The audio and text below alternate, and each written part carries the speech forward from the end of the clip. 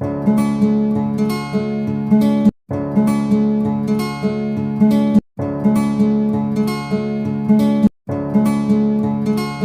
Friends, welcome to my channel. हम लोगों ने एक्यूट डिसीज़ इससे पहले डिस्कस कर लिया था। अब हम लोग क्रोनिक डिसीज़ डिस्कस करेंगे। ये सारे टॉपिक पे एग्ज़ाम में, स्पेशली सेकेंड ईयर में शॉर्ट नोट्स आ सकता है। सेकेंड ईयर के बाद थर्ड ईयर या किसी भी ईयर में आ सकते हैं, क्योंकि ये सारे सिलेबस का पार्ट हैं। ठीक है, तो क्रोनिक डिसीज़ देखते हैं। क्रोनिक डिसीज़ क्या होता है? Chronic disease are those that arise from a chronic miasm. किससे कॉज होती है क्रोनिक डिसीज़?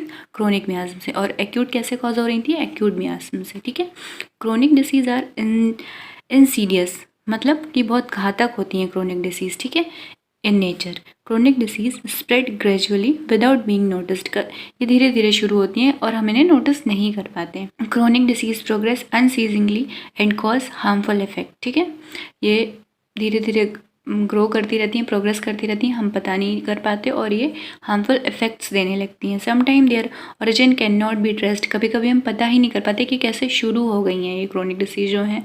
जब वो बहुत ज़्यादा डेंजर हार्मफुल इफेक्ट शो करती हैं तब हम पता कर पाते हैं कि ये हाँ ये क्रोनिक डिसीज़ है।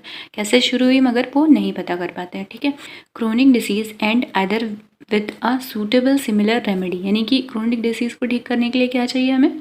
सिमिलर रेमेडी, यानी कि सिमिलम अगर मिल गई तो हम उसे ठीक कर लेंगे, वरना वो इतनी डेंजर हो सकती हैं कि वो लाइफ ले जाएंगी। और with the end of life itself, या तो वो सूटेबल रेमेडी के साथ रिकवर हो जाएगा पेशेंट, या तो उसकी लाइफ ख़त्म हो जाएगी क्रोनिक डिसीज़ की वजह से। ठीक है, every chronic disease has a 5 phases. कौन कौन सी 5 फेजेस होती हैं वो देखते हैं।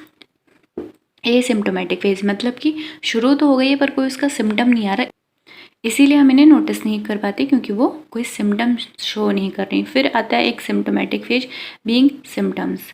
फिर कंप्रोमाइज्ड फंक्शन, यहाँ पर क्या है? यहाँ पर प्रॉपर फंक्शन नहीं होंगे।